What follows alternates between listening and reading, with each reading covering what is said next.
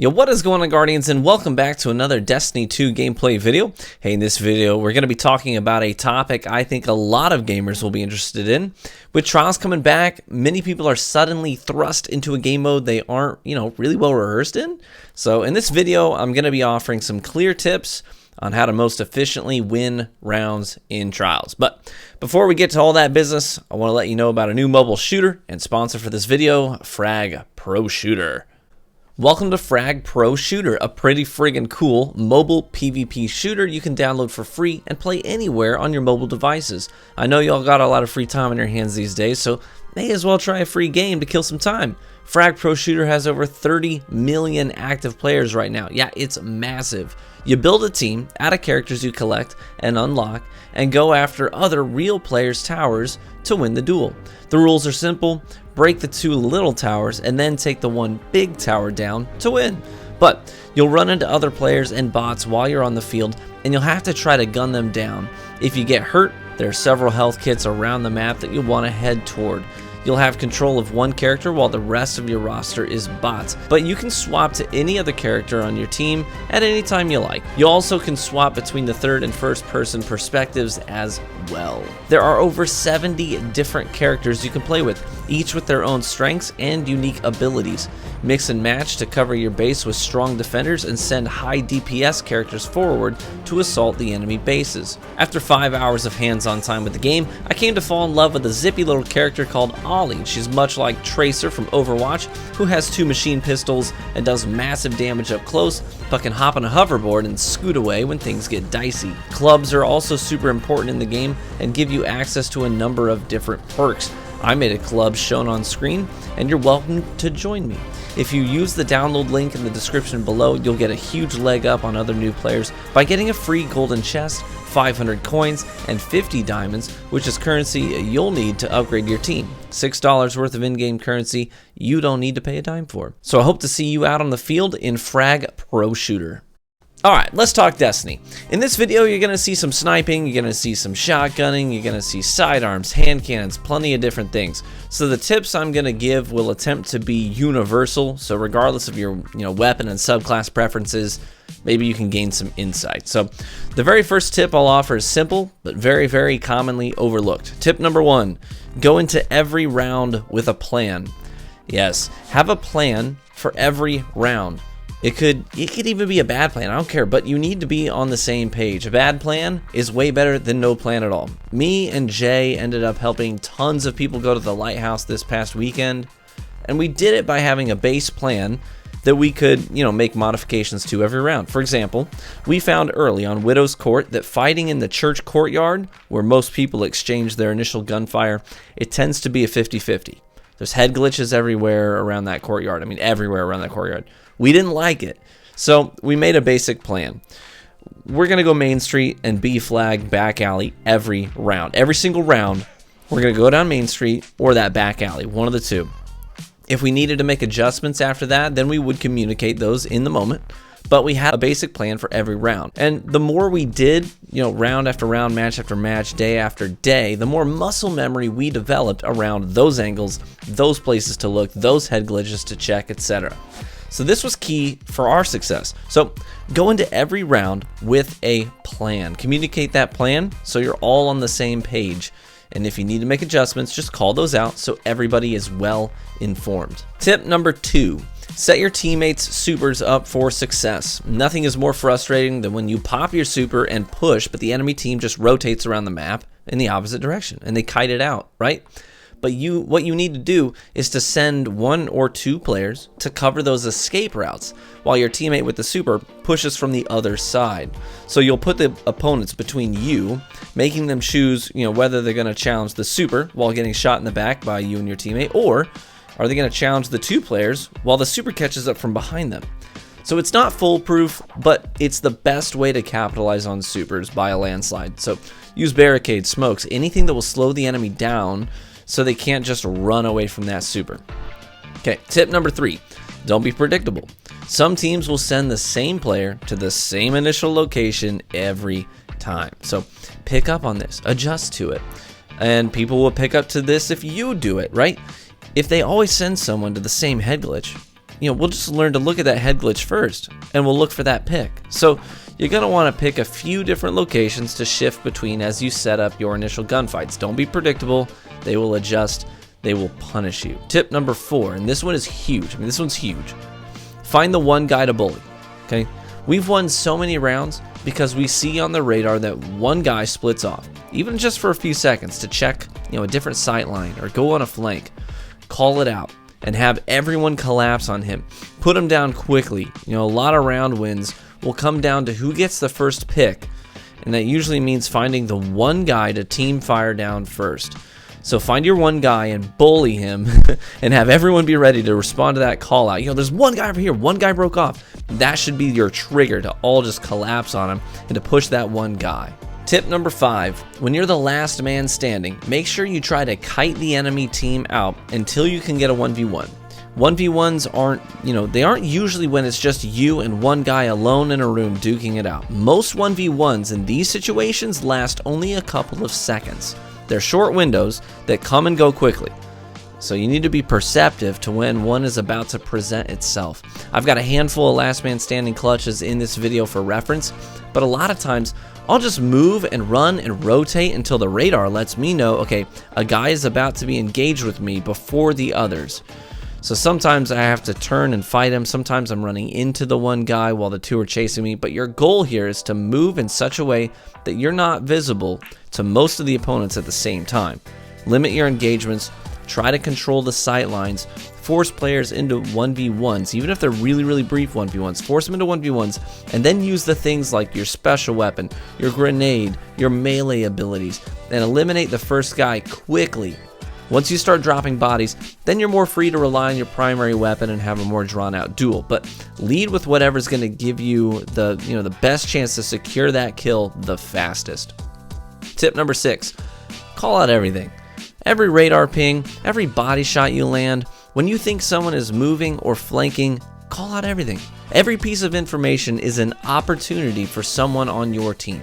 The information that you're receiving might not be pertinent to you in the moment, so you might not think to call it out, but it could be crucial for someone on your team who has, they're positioned differently, they've got different abilities, guns, etc.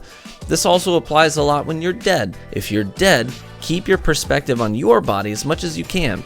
This gives you a different perspective than your living teammates, and you can get information that your teammates cannot. Call out everything you see while you're dead. Your goal is not to make decisions for your teammate that's alive. Your goal is to give them information that they need to make the decisions that they think are the best in those moments, since they know what they've got cooled down, how much special ammo they've got, how much super energy they've got. They're the ones that are going to make the call. You're just feeding them information so they can make an educated decision in the moment for themselves. Tip number 7, play to the strengths of your build.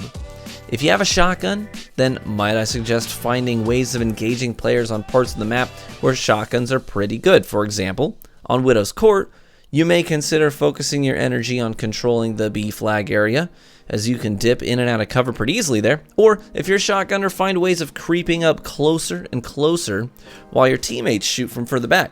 The second your teammate lands a body shot or inflicts some damage, then you can spring into action.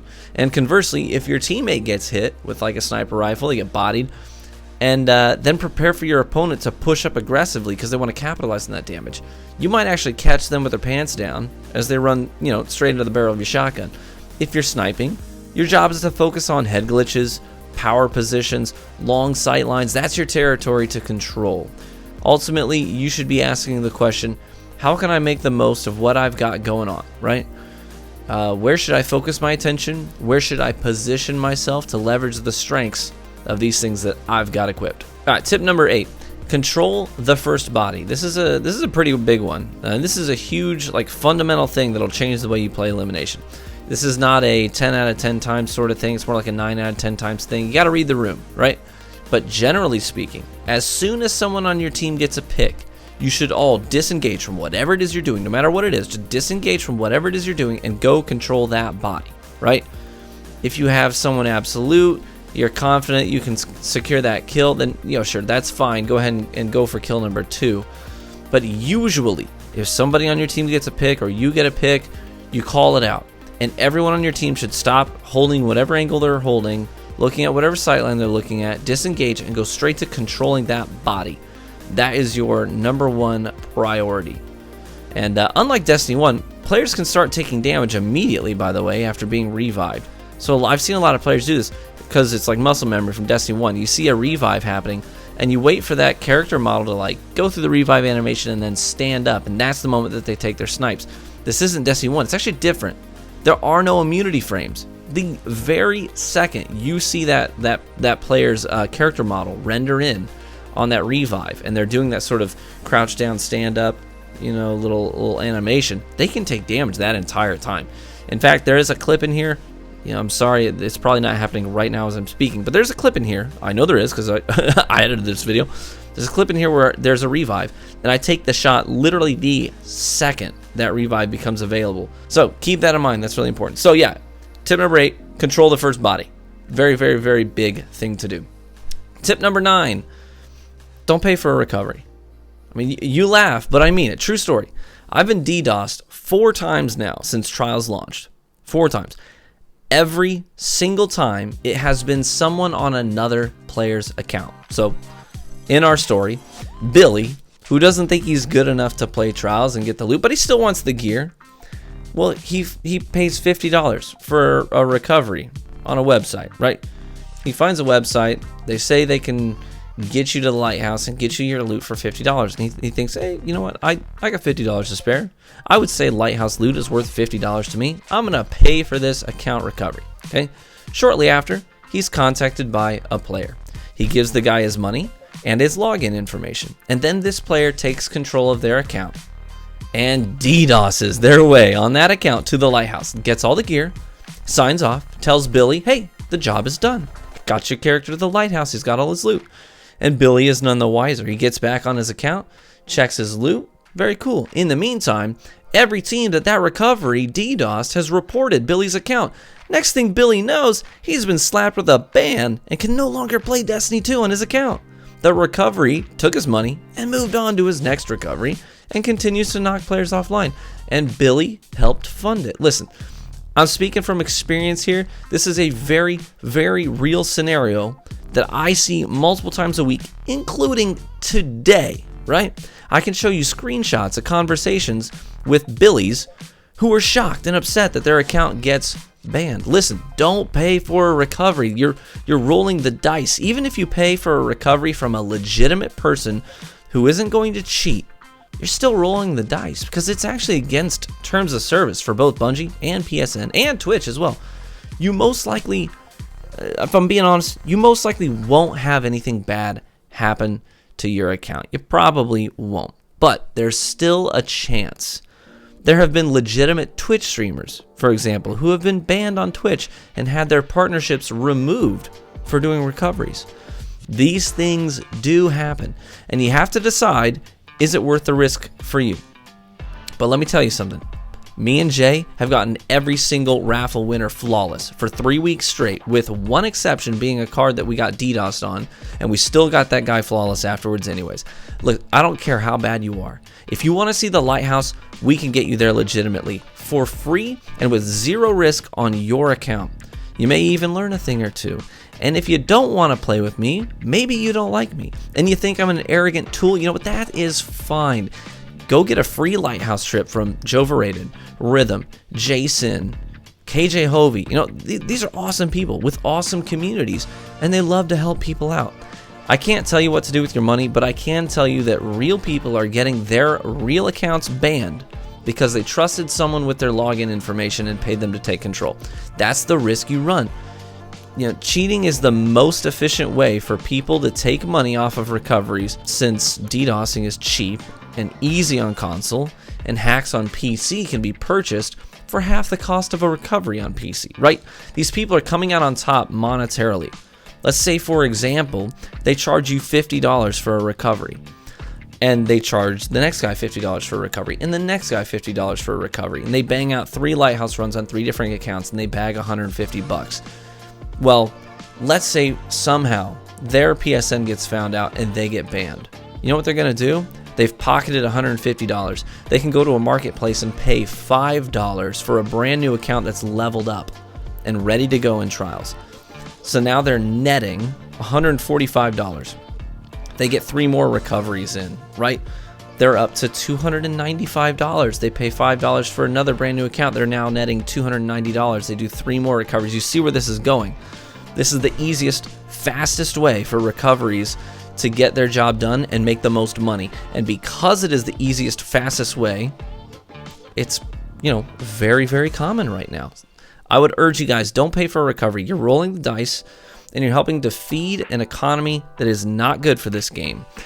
Admittedly, the bottom line is it is Bungie's responsibility to find ways of combating, cheats, hacks, and DDoSing.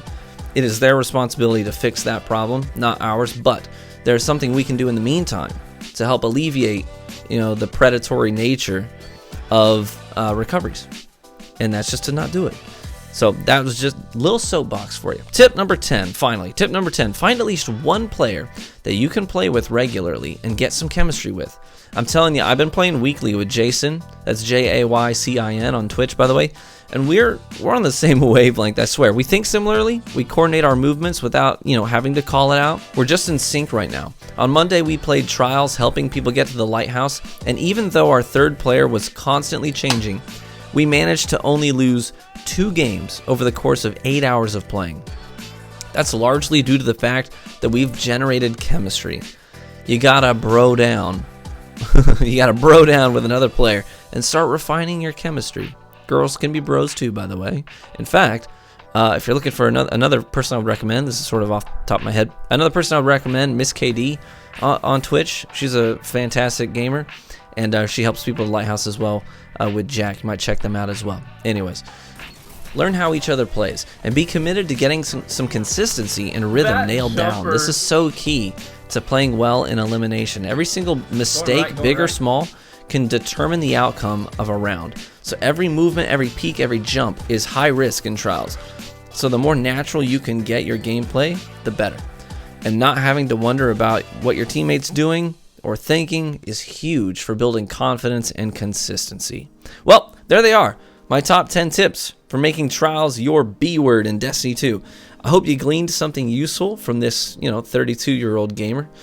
Age aside, regardless of my reaction speeds being those of a grown man with 2 kids, a dog, and a minivan, playing smart and informed is the best approach and has led me to, 40 flawless runs so far. So almost all of them being helpies, taking people to the lighthouse.